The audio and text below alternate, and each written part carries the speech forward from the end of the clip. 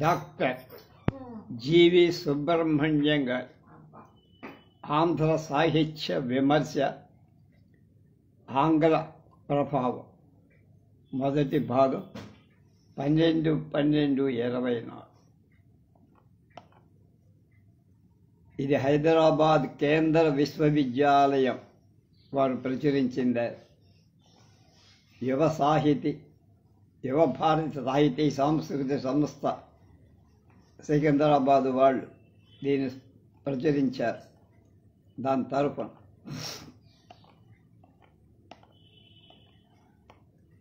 యువ భారతి పరిచయం కూడా మనం తెలుసుకోవాలి.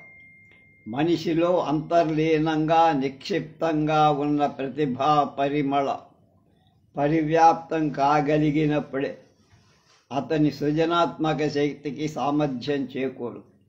సమాజంలో సౌజన్యం పెంపొందటానికి అనువైన వాతావరణం ఏర్పడుతుంది. పరస్పర అవగాహన జరుగుతుంది. నిర్మాణాత్మక దృక్పథాలకు ప్రాచుర్యం లభిస్తుంది. సమైక్య భావాలు కుదురుకుంటాయి. యువ భారతి గడచిన 19 ఏళ్లుగా సమాజంలో సామరస్యాన్ని పెంపొందించేందుకు సాహిత్యం కంటే ఇతర శాస్త్రీయ సాధన లేదనే విశ్వాసం ఇతోధిక కార్యక్రమాలు రూపొందించి కృషి చేస్తోంది. సాధ్యమైనంత తక్కువ వెలకు వీలైనంత ఎక్కువ మందికి ఉత్తమ సాహిత్య అందచేస్తే సాహిత్యం పట్ల ప్రజానీకానికి అనురక్తి పెరుగుతుందనే నమ్మకంతో ప్రచురణ కార్యక్రమాన్ని చేపట్టి ఇంతవరకు 90 ప్రచురణలు ప్రచురించి 3 లక్షల ప్రతులకు పైగా సాధ్యమైనంత తక్కువ వెలకు తెలుగు పాఠకులకు పూనుకొన. భారతదేశంలో ఎక్కడున్నా సరే యువ భారతి నిర్వహిస్తున్న సాహిత్యోద్యమంలో పాలు పంచుకోలేందుకు ప్రారంభించబడిన సాహితీ మిత్ర పథకంలో 8,000 మంది సహృదయులు చేరి ప్రణాళికను విజయవంతం చేసి యువ భారతి భవిష్య నిర్మాణంలో సహకరించేందుకు ఆరంభింపబడిన సభ్యత్వ పథకాలు భారతీ మిత్రులుగా 800 మంది, భారతీ భూషణులుగా 100 మంది చేరారు. ఉడతా భక్తితో మేము చేస్తున్న భాషా సేవ అండదండలుగా నిలిచారు ప్రజలు. వారి సౌహార్దం, భాషా ప్రియత్వం ఇవే మా పెట్టుబడి. మా తపస్సు ఫలించి తెలుగుదేశంలో అధ్యయనశీలత, సౌజన్యం పెంపొందాలని ఆకాంక్షిస్తాం. సహృదయుల సహకారాన్ని అర్థిస్తూ ఇరివెంటి కృష్ణమూర్తి, అధ్యక్షుడు, యువ భారతి, హైదరాబాద్, 14/1/1983. మా మాట మానవాత్మ ఒకటే.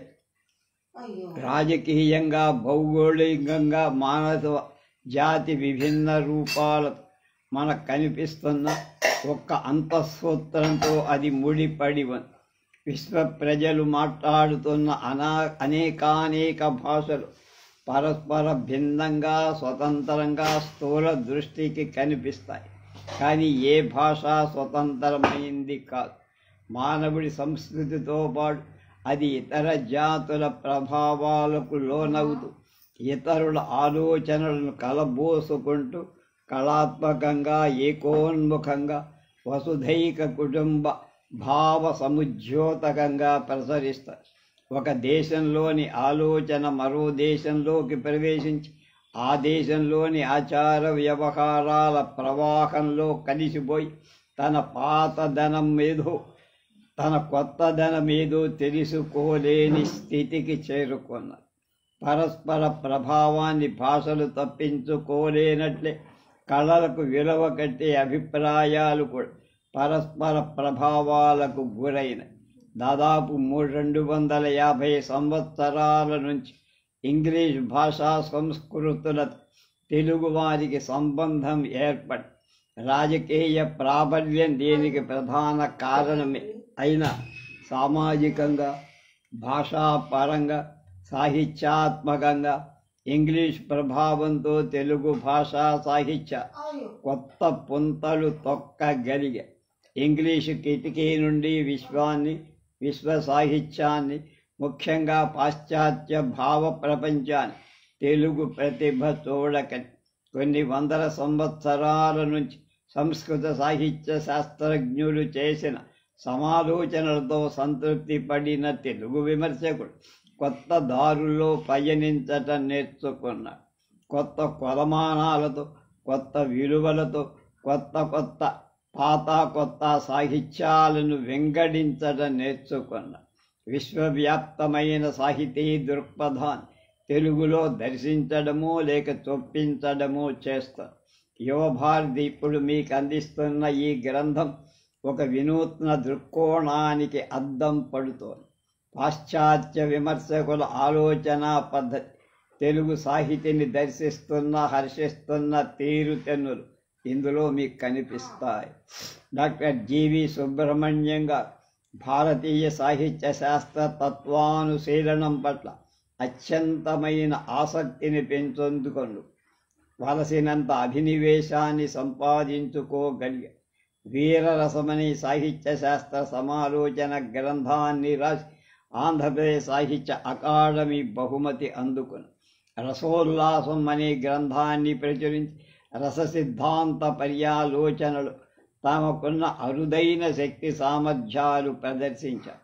తెలుగు, సంస్కృతం, ఇంగ్లీషు భాషలలోని అనేక సాహిత్య శాస్త్ర గ్రంథాలు మధించి ఆంధ్ర సాహిత్య విమర్శ, ఆంగ్ల ప్రభావం అనే గ్రంథాన్ని వ్రాసి సాహిత్య శాస్త్ర విద్యార్థుల, సహృదయుల, భాషాభిమానులు ప్రీతిపాత్రులే.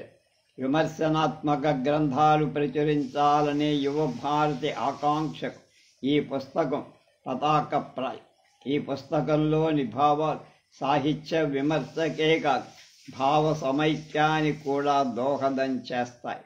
సంకుచిత దృక్పథం, పరప్రత్యయ బుద్ధి సాహితీ సృష్టలకెంత ప్రమాదకరము ఈ పుస్తకం చదివితే తెలుస్తుంది. ఆనో భద్రాహ కృతవోయంతు విశ్వతః, ఉత్తమాలైన భావ అన్ని దిశల నుండి మన వైపుకు రావాలి అన్న శృతి వాక్యంలోని సారాంశం విమర్శకుడికి ప్రమాణంగా. ఆనో భద్రాహ కృతవోయంతు విశ్వతః, ఉత్తమాలైన భావాలు అన్ని దిశల నుండి మన వైపుకు రావాలి అన్న శృతివాక్యంలోని సారాంశం విమర్శకునికి ప్రమాణం కావు.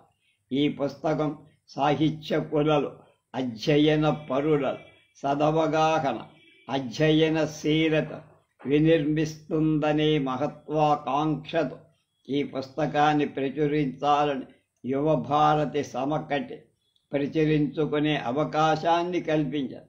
డాక్టర్ జీవి సుబ్రహ్మణ్యం గారి సాహిత్య ప్రణయానికి మా కైమోడ్పులు. ఇరువెంటి కృష్ణమూర్తి, అధ్యక్షుడు, యువ భారతి. ప్రవేశిక దాదాపు 2 దశాబ్దాలుగా విద్యార్థులకు తెలుగు సాహిత్యాన్ని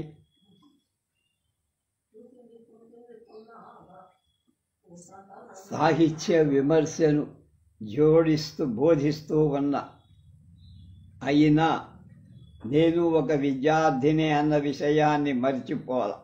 ఏ అంశం మీద మాట్లాడినా, వ్యాసం వ్రాసినా నా కళ్ళలు నా విద్యార్థులు మసలుతారు.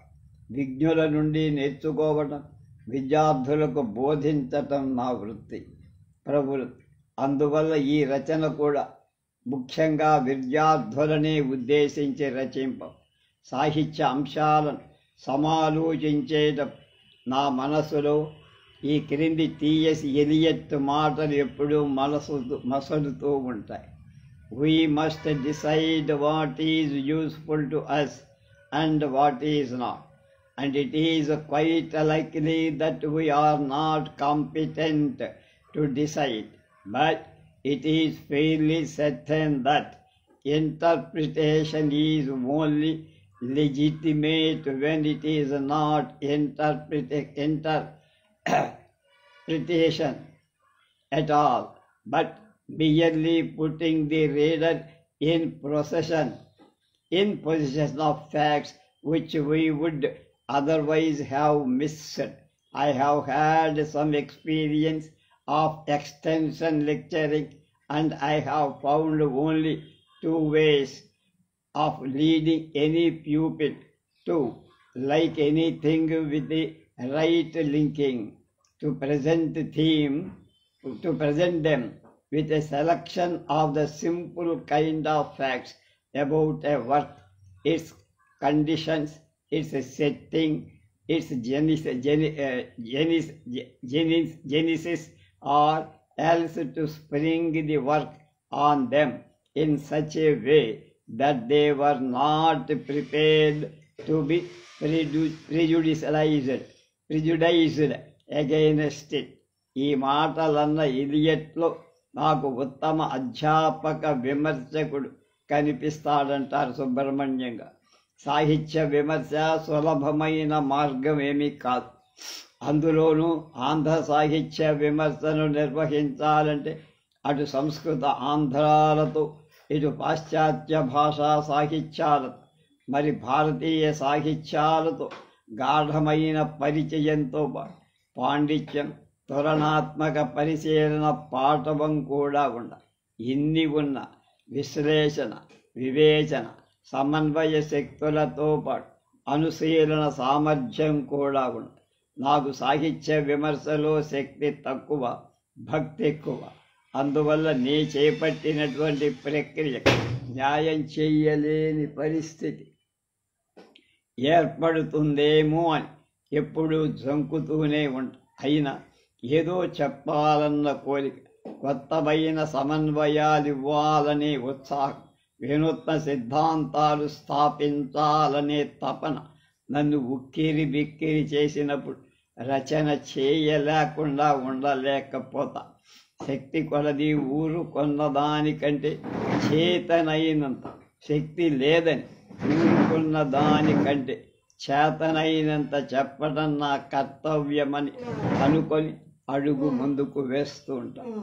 గత సంవత్సరం ఆంధ్రప్రదేశ్ సాహిత్య అకాడమీ వాడు తెలుగు సాహిత్య విమర్శ పాశ్చాత్య ప్రభావం అనే అంశం మీద బహుమతి రచనకు ఆహ్వానించి ఆ ప్రకటన చూసిన తరువాత ఆ అంశం మీద ఒక విపులమైన వ్యాసం రాస్తే బాగుంటుందని అధ్యాపకుడిగా నేను గడించిన అనుభవం, విద్యార్థులకు బోధిస్తున్న కొన్ని అంశాలు ఈ రచన ద్వారా సహృదయ లోకానికి అందించచ్చని ప్రేరణ కలిగి దాని ఫలితమే ఈ విమర్శ గ్రంథం. ఈ రచన నేను చేపట్టడం నిజంగా సాహసమే. ఎందుకంటే పాశ్చాత్య ప్రభావాన్ని పరిశీలించడానికి ప్రపంచవ్యాప్తంగా సాగుతున్న సాహిత్య విమర్శ ఉద్యమాల సమ్యక్ పరిశీలనం కావు. తెలుగులో అంతో ఇంతో తెలుసునేమో కానీ ఆంగ్ల సాహిత్యాది విషయాలను లోతుగా అధ్యయనం చెయ్యలేదు. అలా అని ఊరుకోలేదు. సొంతంగా ఆయా రంగాల్లో కావలసినంత వరకు కృషి చేసి పరిచయాన్ని సంపాదించుకొని సంస్కృత ఆలంకారక శాస్త్రాన్ని కొంత సొంతంగానే అధ్యయనం చేసి ఈ పాటి వ్యుత్పత్తితో ఇంత గురుతర భారాన్ని ఎత్తుకోవడానికి పూనుకోవడం సాహసం కాక మరేమవుతుంది అంటారు సుబ్రహ్మణ్యంగా. పాశ్చాత్య ప్రపంచాన్ని మనం ఆంగ్ల భాష ద్వారానే చూస్తున్నాం. గ్రీక్, లాటిన్, ఫ్రెంచ్, రష్యన్ మొదలైన భాషా సాహిత్యాలలో విమర్శ రంగాలలో జరిగిన కృషిని మనం ఆంగ్ల గ్రంథాల ద్వారానే తెలుసుకుంటున్నాం. వాటన్నిటి ప్రభావం ఆంగ్ల సాహిత్య విమర్శ రంగం మీద కూడా బలంగా కనపడు. అయినా పాశ్చాత్య ప్రభావ పరిశీలన సమగ్రంగా చేయాలంటే పరిధి కూడా చాలా విస్తృతంగా ఉంటుంది. దానికి తోడు ఆంధ్ర సాహిత్య విమర్శ మీద పడిన ప్రభావం ప్రధానంగా ఆంగ్ల విమర్శకే సంబంధించి ఉంది. అందువల్ల ఈ గ్రంథానికి ఆంధ్ర సాహిత్య విమర్శ ఆంగ్ల ప్రభావం అని పేరు పెట్టడం జరిగింది. ఆంగ్ల ప్రభావం అనే మాటలో పాశ్చాత్య ప్రభావం గత అర్థమవుతుందని భావించడం జరిగింది. తెలుగు సాహిత్యం మీద పాశ్చాత్య ప్రభావాన్ని గురించి ఎందరో విమర్శకులు కృషి చేస్తున్నారు. అయితే ఆంధ్ర సాహిత్య విమర్శ మీద ఆంగ్ల ప్రభావాన్ని గురించి కృషి చెప్పుకోదగినంతగా జరగల. అసలు సాహిత్య విమర్శ చరిత్ర పాశ్చాత్య పద్ధతిని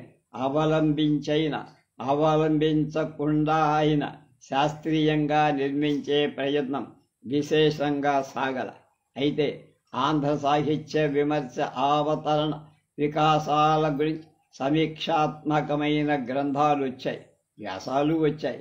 కానీ ఒక నిర్దిష్ట ప్రణాళికతో విమర్శ చరిత్రను నిర్మించే విధానం ఇంకా ఏర్పడదు.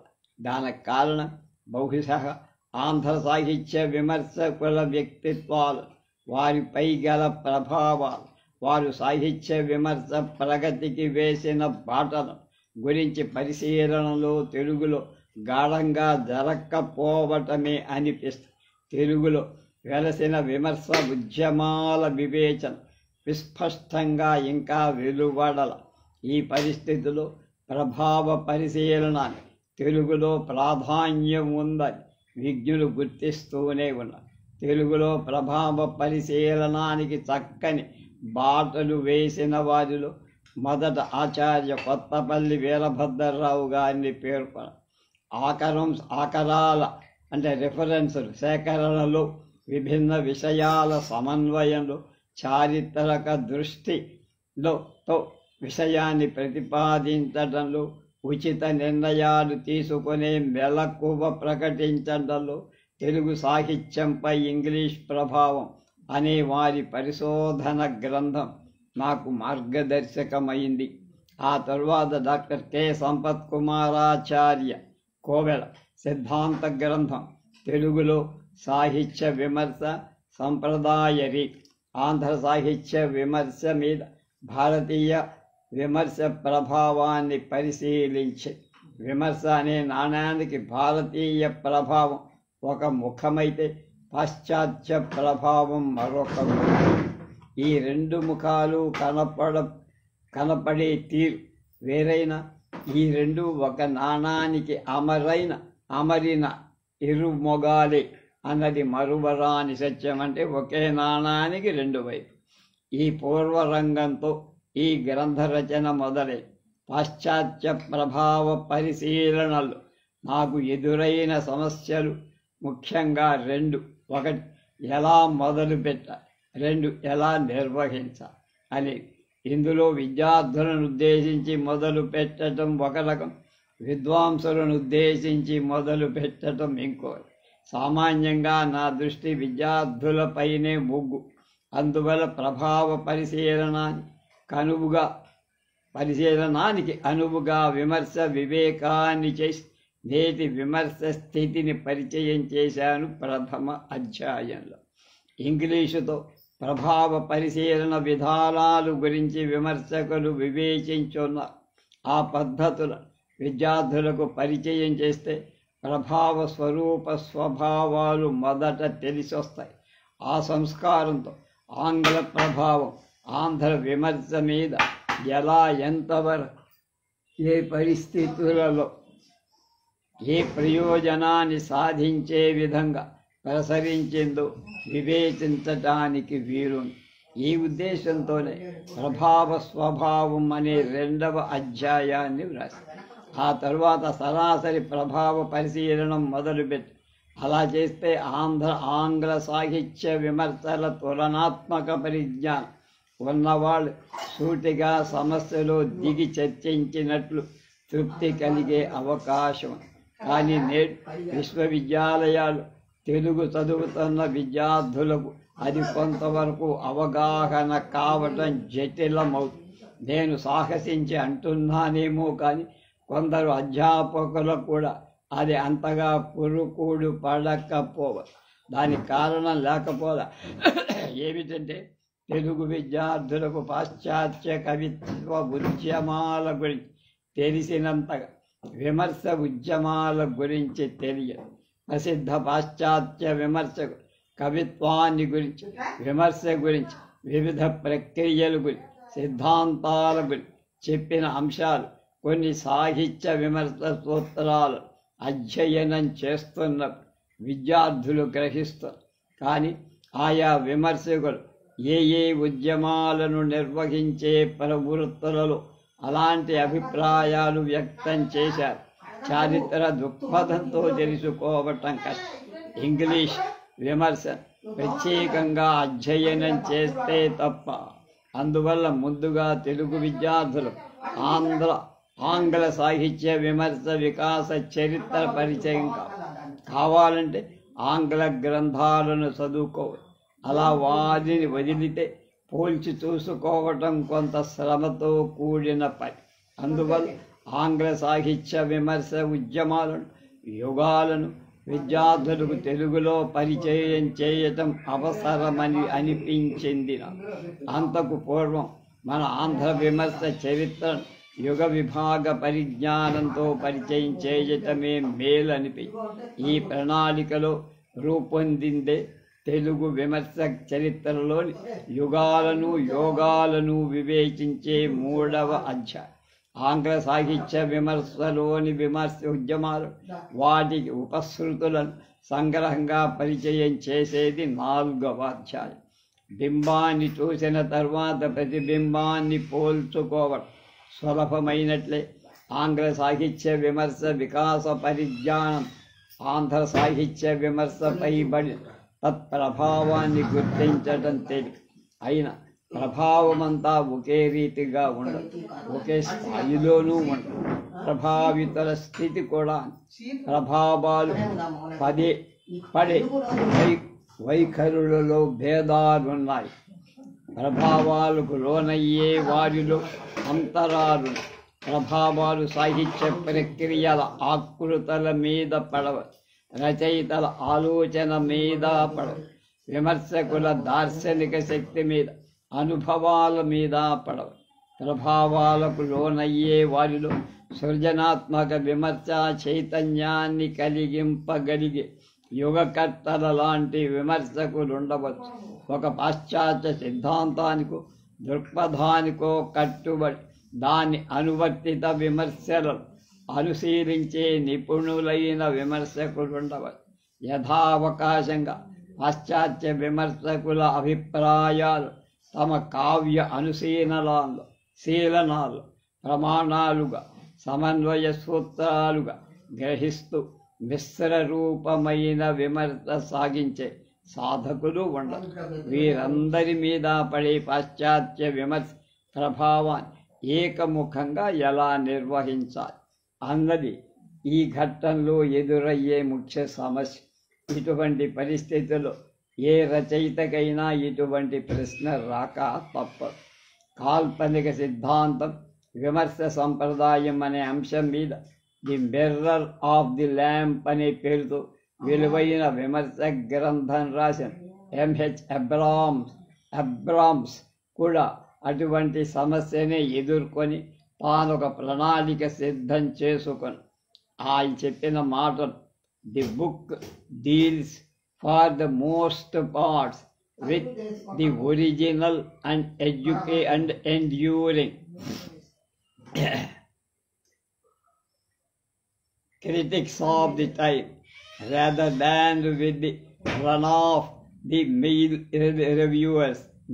reviewers who often had a more immediate, though short-lived influence on general reading public. ఇటువంటి ప్రణాళిక ఏ విజ్ఞునికైనా నచ్చుతుంది. నేను ఆ మార్గాన్ని ఆశ్రయించి 5వ అధ్యాయాన్ని రూపొందించుకున్నా. మానవ ప్రవృత్తి త్రిగుణాత్మల మీద ఆధారపడి ఉన్నట్లే సాహిత్య విమర్శ ప్రవృత్తి కూడా ఆకృతి, ఆలోచన, అనుభవం అనే 3 అంశాలతో ముడిపడి ఉంది. ఆకృతిలో రూపం, ప్రక్రియ, రచన మొదలైన అంశాలుంటాయి. ఆలోచనలో సిద్ధాంతం, దృక్పథం మొదలైనవి పరిగణింపబడి అనుభూతికి కళాతత్వ సౌందర్య దర్శనం ముఖ్యం. ఈ 3 మీద ప్రభావం పడచ్చు.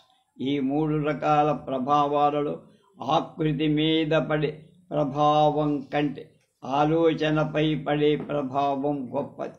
దానికంటే అనుభవం మీద పడే ప్రభావం ఉత్తమం. ఆంధ్ర సాహిత్య విమర్శలో కట్టమంచికి ముందు ఆకృతిపై ప్రభావం, కట్టమంచి యుగంలో ఆలోచనపై ప్రభావం, విశ్వనాథ యుగంలో అనుభూతిపై ప్రభావం పడ్డట్లు వివేచించటం జరిగింది. అంతేగా ఆకృతితో ఆరంభమై అనుభవంతో ప్రభావం ఒక వర్తులాన్ని పూర్తి చేస్తుందని ఆంధ్ర సాహిత్య విమర్శలో సమన్వయ యుగం నుండి మరొక వర్తులం ప్రారంభమై నేడు అనుభవ స్థాయిని చేరుకుని పునఃప్రయత్నం చేస్తోందని, అనుభవం మీద పడే ప్రభావం నిరక్షీర న్యాయంగా అద్వైత స్థితిని భజిస్తుందని ఈ అధ్యాయంలో ప్రతిపాదించటం జరిగింది. ఒక విధంగా ఈ గ్రంథానికి ఈ అధ్యాయమే గుండెకాయ వంటిది.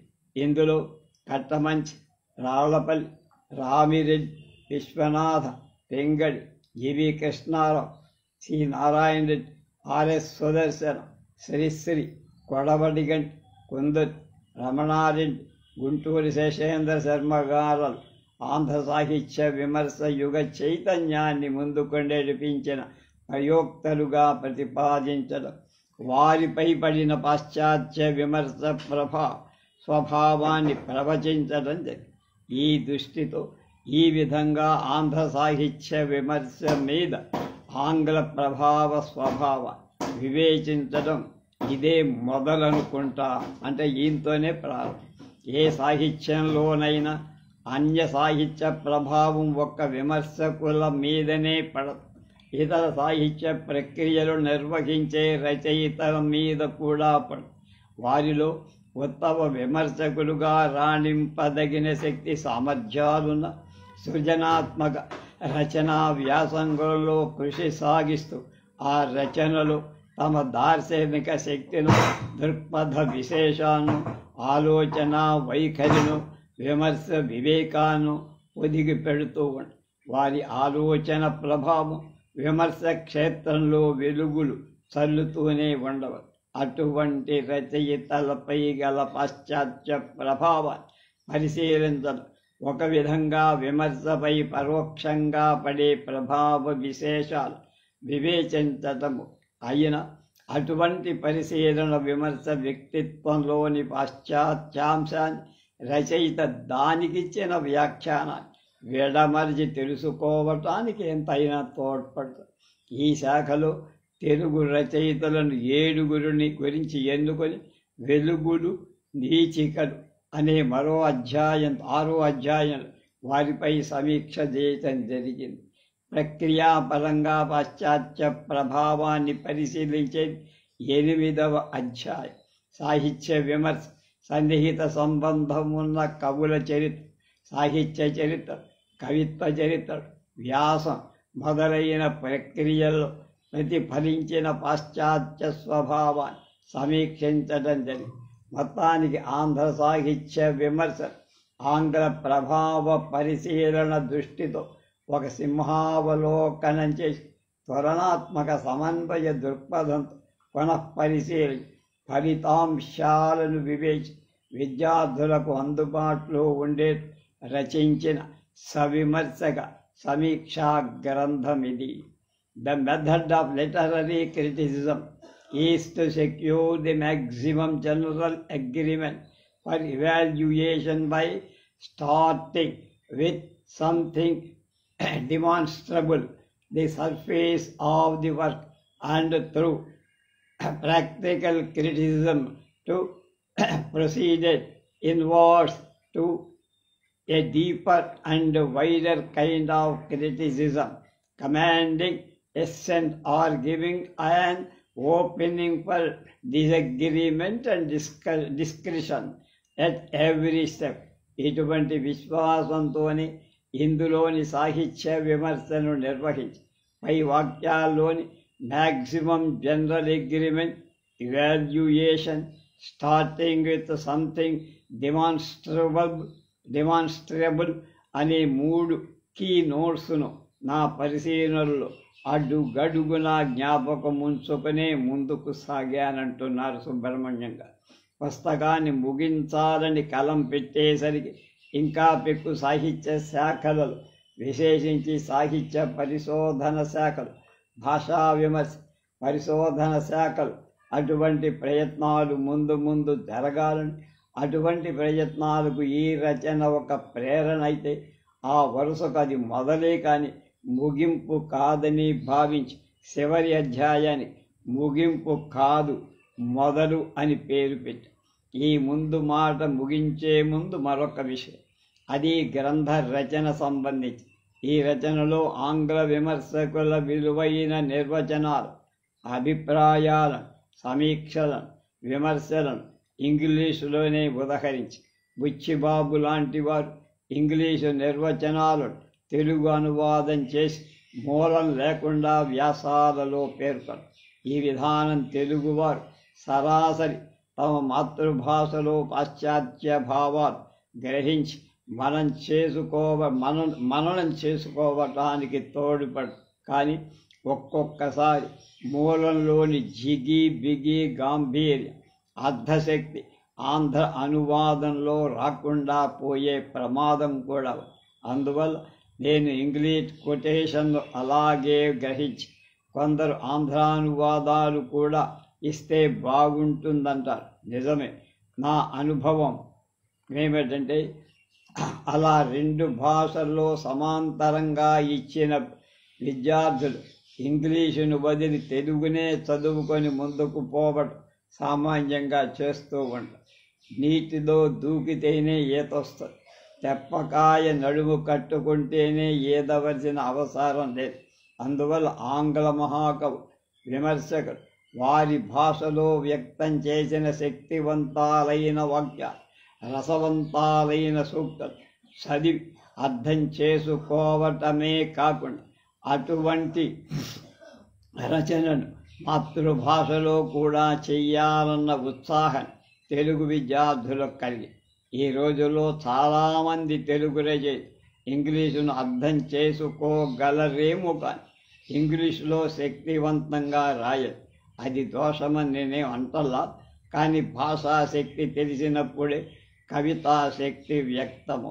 కవితాశక్తి అనుభవానికి వచ్చినప్పుడే శక్తివంతమైన విమర్శ వస్తుంది.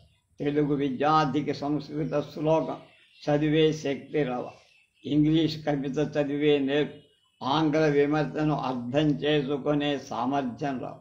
కనుకనే ఇంగ్లీషు కొటేషన్లు తెలుగు శాతనివ్వల, ఇస్తే గ్రంథం పెరుగుతుందనే ఆర్థికమైన కారణం కూడా లేకపోలే. అయినా అది ముఖ్యంగా ఆంగ్ల భాషా సాహిత్య విమర్శలలో తగినంత పాండిత్యం లేకపోయినా ఈ ప్రయత్నానికి పూనుకొన్నంత సహృదయులు నన్ను మన్నిస్తారని ప్రమాదో ధీమతామపి. కాబట్టి దోషాలేవైనా దొరలి ఉంటే నాకు తెలిపి నన్ను ప్రోత్సహిస్తారని, ఇందులో కొత్తగా సమన్వయించిన అంశాలు సౌజన్యంతో స్వీకరించి ఆమోదాన్ని తెలుపుతారని భావిస్తున్నాను. పండితులు పర్వాలేదంటే అదే 10. విద్యార్థులు ఈ గ్రంథాన్ని చదివి తమ రచనలో చర్చిస్తే నా కృషి ధన్యమైనట్లు. వ్రాత ప్రతిని చదివి విలువైన సలహాలిచ్చి నన్ను వెన్నుదట్టి ప్రోత్సహించిన సహృదయులు, స్నేహ సింధువు డాక్టర్ శ్రీ డి రామలింగం గారికి పిలిచి పుస్తకాన్ని ప్రచురిస్తామని చెప్పి నా రచనకు అక్షర రూపాన్ని సంతరించిన స్నేహమూర్తి యువ భారతికి నా కృతజ్ఞతలు. జీవి సుబ్రహ్మణ్యం, 14/1/1988. అంటే అది ఒక 12 ఏళ్ళు, ఇదొక 24, 36 ఏళ్ల క్రితం వచ్చిన పుస్తకం.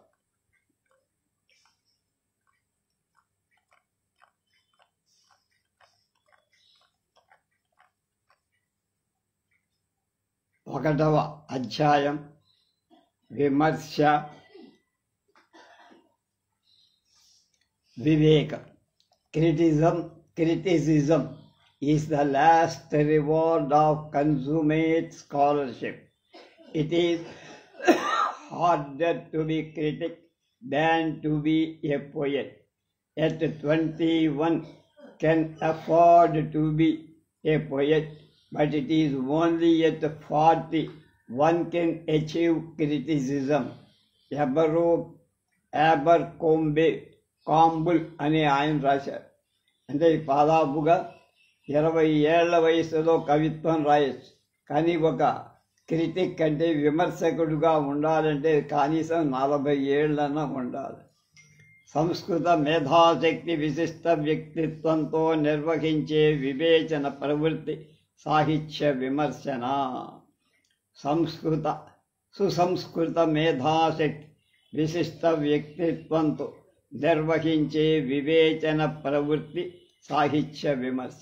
ప్రతి యుగంలో సృజనాత్మక సాహిత్యానికి వినూత్న దర్శనాన్ని కానీ అనుభవానుశీలన విధానాన్ని కానీ అందించి ప్రయోగ ప్రస్థానాలకు ప్రగతి పథాలను చూపించేది సాహిత్య విమర్శ. ఉత్తమ సాహిత్య విమర్శ ఉత్తమ కావ్యంలా అరుదుగా ఆవిర్భవిస్తుంది. అయితే విమర్శ కవితలాగా శుద్ధ కళామూర్తి కాదు, శాస్త్ర కళా ధర్మ సంవాదమూర్తి. అది ఎంత శాస్త్రము అంత కళ. శాస్త్రంగా విమర్శ సాహిత్య ప్రమాణాలను సూత్రించి కావ్య గుణదోష విచారాన్ని సాగిస్తుంది. కళగా సాహిత్యాభిరుచులను వాటి విలువలను వివేచించి వినూత్న ప్రయోగాల భవిష్యత్ దర్శనాన్ని ప్రసాదిస్తుంది. శాస్త్రంగా సాహిత్య జీవితాన్ని అనుశాసిస్తుంది. కళగా సాహిత్య సౌందర్యాన్ని ఈస్థెటిక్ అంటారు అనుశీలిస్తుంది. సాహిత్య విమర్శ కరుడు కట్టిన సిద్ధాంతాల రాద్ధాంతం కాదు, సృజనాత్మకత పోషించే నవనీతం లాంటి అభినవ సాహిత్య దర్శనం. ప్రకృతికి పరిణామం ఎలా సహజము, లోక ప్రవృత్తికి పరిణామం అలా సహజం. అంటే మార్పు అన్నమాట. ఒక కాలంలో ఒక అభిరుచి లోకాన్ని పాలిస్తే మరో కాలంలో మరో అభిరుచి లోకంలో ఆచరింపబడచ్చు. అభిరుచిలోని అభినవత్వాన్ని అంటే కొత్తదనాన్ని ఆధునికీకరణ అంటారు. అభిరుచి ఆదర్శాలను రూపొందిస్తుంది, దృక్పథాలను ధృవీకరిస్తుంది, నవ్యతను వరిస్తుంది, ఆధునికతను సూచిస్తుంది. ఆధునికతను నిర్ణయించటానికి ప్రమాణంగా కాలం కంటే అభిరుచి భేదమే ఆమోదయం. కానీ మారిన ప్రతి అభిరుచి ఆధునికంగా పరిగణించబడిన ఆదర్శమైంది అని చెప్పడం సాధ్యంగా. అభిరుచి మీద ఆయా కాలాల జీవన వ్యవస్థల ప్రవృత్తుల ప్రభావం బలీయంగా ఉండవచ్చు. ఆయా దృక్పథాలతో సాహిత్య సత్యాన్వేషణ సాగవచ్చు. సత్యం సార్వకాలికంగా ప్రత్యేక పరిస్థితుల్లో పరిచ్ఛిన్నంగా భాషిస్తూ ఉంది. సత్యాన్ని అంతరధర్మం, అభివ్యక్తి ధర్మం అని 2 లక్షణాలు. పరిణామం అభివ్యక్తిలో ప్రత్యక్షంగా కనపడుతున్న మరో క్షణంలో దాని సాతత్య ధర్మం అంతర్వాహినిగా ప్రవహిస్తూనే ఉంటుంది. సాహిత్య విమర్శ సాహిత్య సత్యాన్వేషణతో ఈ భేదాన్ని గుర్తించి ప్రవర్తిస్తుంది. కాలాన్ని బట్టే కళా సత్యం మారుతుందని అంగీకరిస్తే, దాన్నే ప్రమాణంగా స్వీకరిస్తే ప్రాచీన సాహిత్యాన్ని ఆధునిక దృక్పథంతో అనుశీలించి అనుశాసించడంలో అవ్యవస్థ ఏర్పడు. అభినవ ప్రమాణాలతో కూడా విశ్వజనీనత వివేచించబడితే సర్వకాల సాహిత్యాలకది సమన్వయ సాధనంగా ఉపయోగపడు. అందువల్ల సాహిత్య విమర్శ ఆధునికతను భజించిన పూర్వాపర సాహిత్య ప్రక్రియ కళాత్మక ప్రతిపత్తు విలువను నిర్ణయించే వినూత్న విశ్వజనీన ప్రమాణాల కోసం ప్రయత్నిస్తుంది. అనుభవ ప్రమాణంగా అనుశీలిస్తుంది. సార్వకాలిక సత్యాలను ప్రమాణాలు ప్రవృత్తులను గ్రహించకుండా ఒకానొక కాలంలో ఆవేశంతో వచ్చిన అభినవ ప్రక్రియల దృక్పథాలను మాత్రమే ఆదర్శంగా తీసుకున్న అన్ని కాలాలు వర్తింపచేసే తొందరపాటు సాహిత్య విమర్శ చేస్తే అది భావి తరాలను ప్రామాణికత్వాన్ని కోల్పోయి అంతరించిపోయి కాల పరిధిలో కట్టుబడిపోయే దృక్పథం సాహిత్య విమర్శలో కలకాలం నిలవదు. సమకాలీన పరిస్థితుల సమ్యక్ అనుగమనశీలంతో పాటు సార్వకాలీనమైన సాహిత్య దర్శనం చేసే సంయమనం, సాహసం, సాహిత్య విమర్శ ఉండాలి. సాహిత్య చైతన్యంలో సార్వకాలిక సృజనాత్మక శక్తుల విలువలు విశ్లేషించి వివేచించి అభినవలోచనాన్ని లోకానికి అందించే ధీశక్తే సాహిత్య విమర్శకు జీవలక్షణం. అభివ్యక్తితో ఆధునికతను వ్యక్తీకరించుకుంటూ ప్రమాణాలతో నవ్యతతో పాటు నాణ్యతను సంతరించుకుంటూ విలువలు నిర్ణయించడంలో వినూత్న అభిరుచులలోని విశ్వజనీనత వివేచించుకుంటూ సాహిత్య విమర్శ సృజనాత్మక శీలాన్ని అనవరతం పోషించుకోవాలి. కొత్తదనాన్ని సృష్టించలేని అనుశాసనాన్ని ధిక్కరించాలి. పాక్షికతను పక్కకు తోసేయాలి. సృజనాత్మకను ఉన్మీలింపచేసే ఉపజ్ఞతను పోషించి కలకాలం కళకు జీవన తేజాన్ని సమర్పించే అనుశీలన విధాన సమకూర్చ యుగధర్మం నుండి యుగయుగాల దర్శనాన్ని వెలికి తీసి వెలుగు నింప. అందుకనే అప్పుడప్పుడు కనీసం శతాబ్దికొకసారైన గతాన్ని సమీక్షించి వర్తమానాన్ని వివేచించి సాహిత్య భవిష్యత్తుకు ఒక ఉజ్వల దర్శనాన్ని అందించే మహావిమర్శకుడు ఆవిర్భవించడం అభిలషణీయమని, అతని వ్యవసాయం సవ్యఫలానికి నవ్యఫలసాయాన్ని నాంది ఆలపించాలని టి.ఎస్. ఎలియట్ అన్నారు.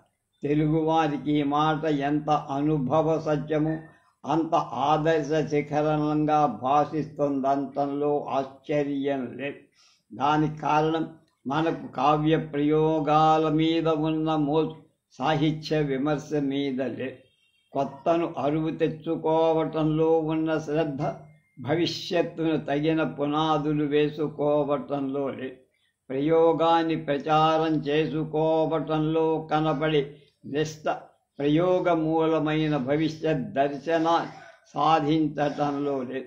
అందువలన తెలుగులో అన్ని యుగాలలో కవిత్వం వెంట విమర్శ అనుసరించటమే గమనిస్తే సాహిత్యానికి విమర్శ మార్గం చూపిన జాడలు చూడలేం.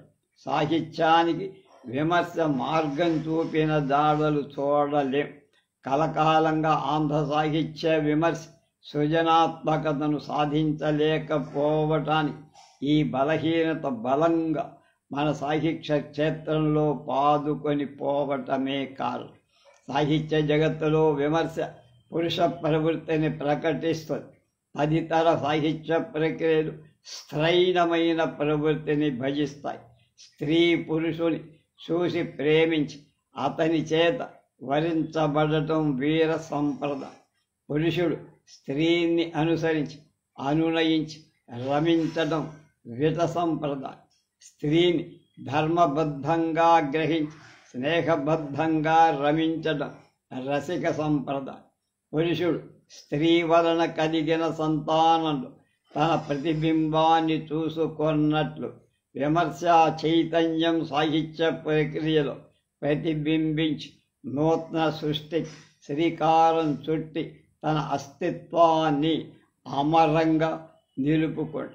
విమర్శలో విట సంప్రదాయం అధమం, రసిక సంప్రదాయం మధ్యమం, వీర సంప్రదాయం ఉత్తమం.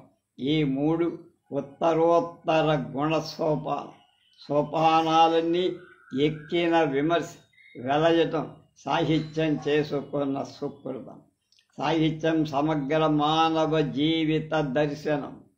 భౌతికంగా, మానసికంగా, ఆధ్యాత్మికంగా మానవులు అనుభవించే జీవితం సమగ్ర సమాజ చైతన్యం ఏ యుగంలోనైనా ఈ మూడు మెట్ల నిచ్చెన ఎక్కుతూనే ఉంటుంది. సాహిత్యం కూడా ఆయా యుగాల్లో సమాజం ఈ మూడు మెట్లను ఎలా ఎక్కుతుందో చిత్రిస్తూనే ఎలా ఎక్కాలో ప్రబోధిస్తూ ఉంటుంది. విమర్శకుడు ముందు చూపు సారి నడక సాగిస్తే రచయిత అతన్ని రమణీయంగా అనుసరిస్తా.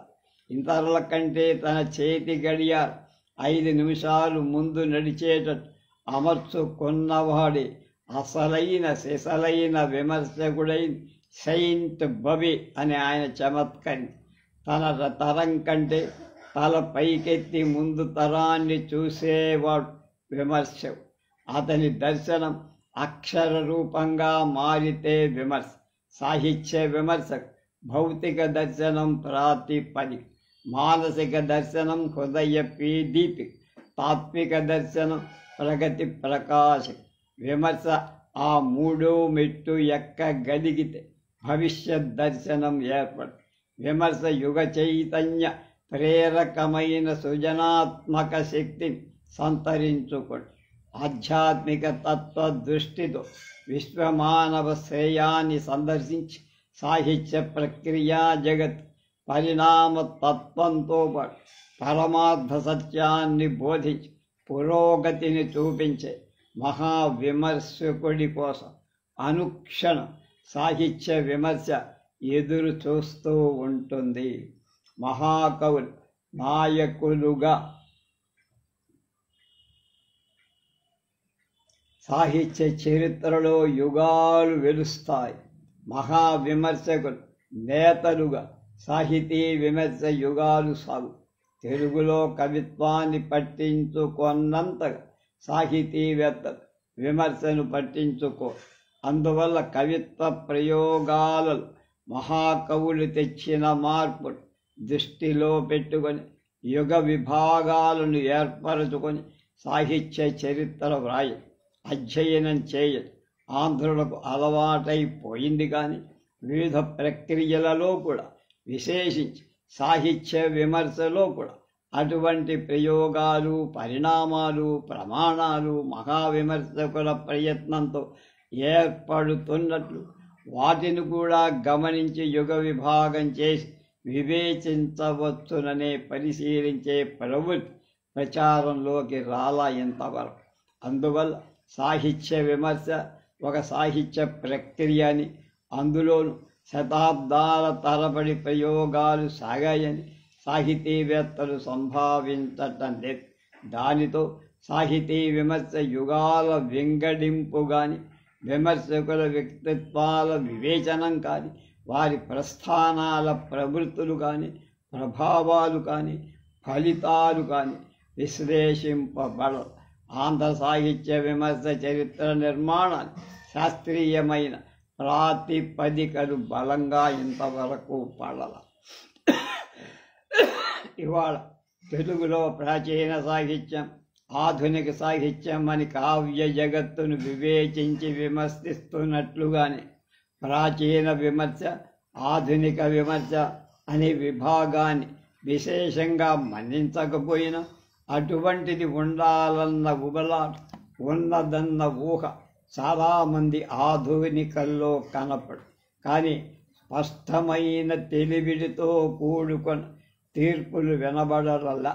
ప్రాచీన కావ్యాలను కానీ, ఆధునిక యుగంలోని సంప్రదాయ సాహితీ కానీ ప్రాచీన ప్రమాణాలతో పరిశీలిస్తే ప్రాచీన విమర్శ అవుతుందని ఆధునిక కావ్య ప్రయోగాలు సర్వసాధారణంగా నేడు భావింపబడుతుంది.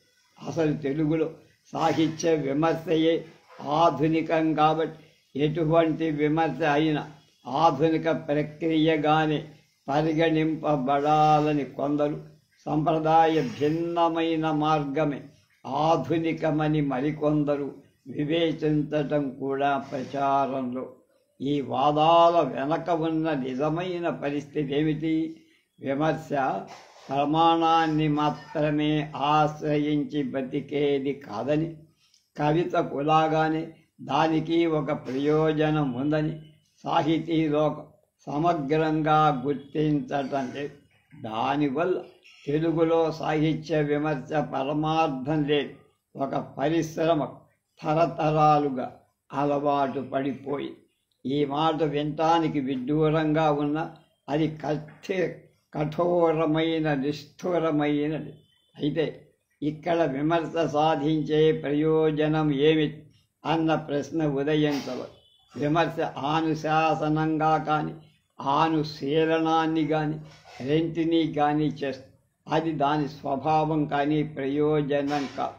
ఈ విమర్శ ప్రభావం వల్ల సాహిత్య ఆస్వాదన శక్తి సమాజానికి కలుగు. అది ప్రయోజనమే, కానీ అది దాని లక్ష్యం కాదు, దాని గమ్యం. సాహితీ జగత్తులో నూతన సృజన వ్యాపార చైతన్యాన్ని కలిగించే ఒక అభినవ దర్శనాన్ని లోకానికి అందించడం ఆస్వాదన శక్తి దానికి భిత్తి. దర్శనం, రేఖాచిత్రం, కావ్యం వంటి సాహితీ ప్రక్రియ రేఖాచిత్రాలకు వర్ణ సంయోజనం చేసి రూపవైభవాన్ని వైవిధ్యాన్ని సంతరిస్తారు. అభినవ దర్శనాన్ని సమాజానికి ఇయ్యడమే సాహిత్య విమర్శకు పరమ ప్రయోజనం. దాన్ని విమర్శకున్న సృజనాత్మకుణంగా విజ్ఞులు వివేచిస్తారు. విమర్శకుడు ఒక పరిశీలకుడుగా, పరిశోధకుడుగా మాత్రమే కాక పరమార్థ దర్శకుడు, అభ్యుదయ ప్రవక్తగా ఎదిగినప్పుడు మాత్రమే అతని విమర్శ సృజనాత్మక విమర్శగా సార్థకము. ప్రయోజనానికి ప్రమాణం ఎప్పుడూ సాపేక్షమే కానీ నియతం కాదు. అలాని ప్రయోజనం ప్రమాణం దూరం కూడా కాదు. ప్రయోజనం వెంట పరిగెత్తేది నిజమైన ప్రమాణం. ప్రయోజనం వెంట పరిగెత్తేదే నిజమైన ప్రమాణం. స్వతంత్రంగా పురోగమించే విమర్శకు ఈ లక్షణం అభ్యుదయ చిహ్నం. నేటి తెలుగు సాహిత్య విమర్శ ఈ దృష్టితో పరిశీలిస్తే ఎక్కడ నిలుస్తుంది? నేటి సాహిత్య విమర్శ ప్రధానంగా సమన్వయాన్ని సాధించటానికి యత్నించే సమీక్షగా సాగుతుంది. ఈ సమన్వయం సాధారణంగా ప్రయోగ ప్రమాణాలకు, ప్రయోగ ప్రయోజనాలకు మధ్య సాధింపబడుతోంది. తెలుగులో వెలసిన ఒక ప్రయోగాన్ని విలువ కట్టడానికి, దాని స్వభావాలను నిగ్గు తేల్చడానికి శాశ్వత ప్రమాణాలను కానీ సాపేక్ష ప్రమాణాలను కానీ ప్రాతిపదికలుగా తీసుకొని పరిశీలించే పద్ధతి మొదటి రకం సమన్వయానికి వర్తిస్తుంది. సాహిత్యం సాంఘికంగా, సాహిత్యపరంగా సాధించదలుచుకున్న ప్రయోజనం ఎలా సాధిస్తున్నదో మార్క్సిస్టు దృక్పథంలో మానవతావాద హేతువాద దృక్పథాలతో సమీక్షించే పద్ధతి రెండవ రకం సమన్వయానికి వర్తిస్తుంది. ఈ రెండు విమర్శ చేసే అనుశీలన ఉపలక్షణాలు. వీటి ప్రచారం వలన ప్రచురిత ప్రయోగాల స్వరూప స్వభావ ప్రయోజనాలను వివేచించి లోకానికి తెలియచెప్పటమే విమర్శగా నేడు భావించబడు. దీన్ని ఉత్తమ విమర్శగా ఉల్లేఖించడం ఉచితం కాదు. తెలుగులో నాటికి నేటికి కవి దార్శనికుడై మార్గం చూపిస్తాడు. విమర్శకుడు ఆ మార్గంలో ఓపినంత స్నేహం నింపి దివ్యలు వెలిగిస్తున్నారు. ఇలా కావట చారిత్రకంగా కొన్ని కారణాలు లేకపోతే. నన్నయ్యకు ముందు ప్రమాణాలు ఉన్నాయి కానీ ప్రయోగాలు. ఆ తరువాత ఎందరో మహానుభావులు ఎన్నో ప్రయోగాలు. వాళ్ళందరూ ప్రయోగాలను ప్రక్రియలను పెంచుకుంటూ పోయారే కానీ వాటి తగిన ప్రమాణాలు పేర్కొంటూ రాల. అందులో దేశ పద్ధతుల్లో సాగిన ప్రయోగ ప్రమాణం విమర్శ క్షేత్రంలో వెలుగులోకి రాల. ఆంధ్ర లక్షణ గ్రంథాలు సంస్కృత లక్షణానుసరణ మితిమీరిపోవటం వల్ల అనువర్తిత విమర్శ ప్రమాణాలు కానీ విధానాలు కానీ ప్రక్రియాపరమైన ప్రమాణ వివేచనం కానీ తెలుగులో తగినంతగా రూపొందల. వీరేశలింగం పంతులు గారి కాలానికి తెలుగులో ప్రక్రియలు ప్రమాణాలు సృజనాత్మకతను కోల్పోయి జడత్వాన్ని భజించి స్తంభించిపోయి. ఈనాటికి ఆనాటి కావ్యాలు అన్వయించాలంటే సంస్కృత లక్షణ గ్రంథాలే శరణ్యాలవుతాయి. నవ్య సాహిత్యోగ ఉదయం కాలం నుండి తెలుగువారికి పాశ్చాత్య ప్రక్రియలు ప్రమాణాలు కొత్త ప్రక్రియలు ప్రమాణాలు కొత్తగా దొరికాయి. మరో ప్రపంచం వెలుగువారి కనపడి పశ్చిమా నుంచి వినూత్న ప్రయోగాలు తెలుగులోకి దిగుమతి చేసుకున్న సృజనాత్మక రంగంలో ప్రపంచంలోని ఆయా దేశాల కళా సాహిత్య రంగాలు వెలసిన ప్రయోగాలకు మూలమైన సాంఘిక రాజకీయ సాంస్కృతిక ఉద్యమాలు వారి సిద్ధాంతకర్తలు ప్రవచించిన ప్రమాణాలు తెలుగునాట వెలసిన నవ్య అభ్యుదయ ఆధునిక సాహిత్య ప్రయోగాలపై ప్రచండ వేగంతో పరుగులు తీశాయి. కానీ ప్రయోగ విజ్ఞానం తెలుగులో మందగమనంతో సాగి ఆధునిక యుగంలో సాహిత్య విమర్శకు ప్రాచీన ప్రయోగాలకు ఒకవైపు, నవ్య ప్రయోగాలకు మరొక వైపు సమన్వయ పరిజ్ఞానాన్ని సమాజానికి అందించాల్సి వచ్చి అనువర్తిత విమర్శ తెలుగులో ఆది నుంచి ప్రచురంగా లేకపోవడం వల్ల విమర్శకుడు 10 శతాబ్దాల సాహిత్యంలో పరిశీలించి విశ్లేషించి వివేచించి సమన్వయి సాధించాల్సిన అంశాలు ఎన్నో మిగిలిపోయాయి. కొన్నాళ్ళు ప్రాచీన గ్రంథాలకు ప్రామాణిక ప్రతులు సిద్ధం చేసి వ్యాఖ్యలు రాసి ప్రచురించడం, కవుల చరిత్రలు, సాహిత్య చరిత్రలు, జాతి చరిత్రలు, భాషా చరిత్రలు నిర్మించడానికి తదనుగుణంగా ఉద్భవిల్లిన వివాదాలు సత్యాన్వేషణ చెయ్యటం, శాస్త్ర ప్రమాణాలు, కావ్య ప్రవృత్తులను పరిచయం చేయడం విమర్శక లోకం అంకితమై ఆ పైన కట్టమంచివారు ప్రాచీన కావ్యాలపై నవ్యాలోకం ప్రచురించే పద్ధతి ప్రవేశమే. వారి పాశ్చాత్య దృక్పథ బలంతో ప్రాచ్య దృక్పథాలకు పట్టుదల అయిన ప్రమాణ విచారంలో వాదోపవాదాలు చెలరేగి వాంగ్మయ యుద్ధాలు జరిగి వాటి ప్రభావం ఊరికే పోల ఆధునికమైన మిశ్రమార్గం ఒకటి కొత్త పాతల మేలు కలయిగా ఏర్పడి క్రమంగా విస్తృతి పొందసాగి ప్రాచ్య పాశ్చాత్య సక్షణ సంస్కారంతో సంప్రదాయ పద్ధతి కంటే విలక్షణంగా విమర్శ చేసే పద్ధతి విశ్వనాథ చూపించారు. విశ్వవిద్యాలయాల పరిశోధన విమర్శ మార్గంలో సంగమింపచేశాయి. విమర్శ గతాన్ని వర్తమానాన్ని సమన్వయించుకోవటానికి సాము గరిడీలు సాగి ఆధునికులలో కొందరు కవులు తమ ప్రయోగాలకు తామే వ్యాఖ్యానం చెప్పారు. విమర్శకుడు కవి దగ్గరకు వచ్చేసరికి ఒక్కొక్కసారి ఇద్దరు చరిత్రలో వెనకబడిపోతుంది. ఈ పరిస్థితి విమర్శకు సంధియుగంగా కనబడి విమర్శ తన శక్తినంత సాహిత్య ప్రక్రియ అవగాహన అనువైన సమన్వయానికే ఇవాళ వెచ్చిస్తోంది. దీనికి తోడు దేశంలో ఇవాళ ప్రాచ్య పాశ్చాత్య సాహిత్య లక్షణ పరిజ్ఞానాన్ని తులనాత్మకంగా సంపాదించగలిగిన సాహిత్య విమర్శ తక్కువైపోవటం చేత గుడ్డివారు తాము తడివిన భాగమే ఏనుగని నిర్ణయించే పరిస్థితి. సమన్వయాలను వినూత్నాంశాలెన్నో బయటపడుతున్న సమగ్రతతో కూడిన సాధన ఇంకా సాహిత్య విమర్శలో అవసరమని తోస్తుంది. ఒక ప్రయోగంలోని అనేకాంశాలు విశ్లేషించటానికి వివిధ శాస్త్ర మర్యాదలను గ్రహించి సమన్వయించే ప్రయత్నం పరిశోధన రంగంలో సాగుతుంది. ఇది విమర్శ ప్రక్రియ ఆధునీకరించటానికి తోడ్పడుతుంది. ఆధునిక విమర్శ పరిశోధన పూర్వరంగంగా నిలిచి విశ్లేషణ ప్రధానంగా సాహిత్యాన్ని సమీక్షించే వివిధ దృక్పథాల మార్గాంతరాలు నేడు విమర్శ అన్వేషిస్తారు. విశ్లేషణ పెరిగిన కొద్దీ విషయ పరిజ్ఞానం పెరుగుతుంది. తత్వజ్ఞానం ప్రసన్నం కావటం కంటి వైద్యుడు కాలికి పనికిరానట్టు సాహిత్యంలో స్పెషలైజేషన్ ఎక్కువై సాహిత్య సర్వాంగ పరిజ్ఞానం కుంటుపడు.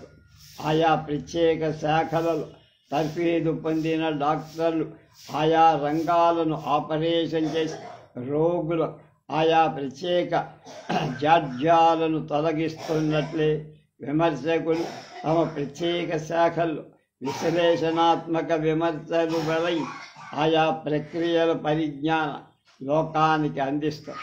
ఎన్ని ఆపరేషన్లు చేసినా ఆత్మను అవలోకించలేని వైద్య శాస్త్రవేత్తల విమర్శకుడు సాహిత్య ఆత్మదర్శనాన్ని ఇవాళ చేయలేకపోతే భౌతికంగా బతకడం ఆధునిక యుగ లక్షణం.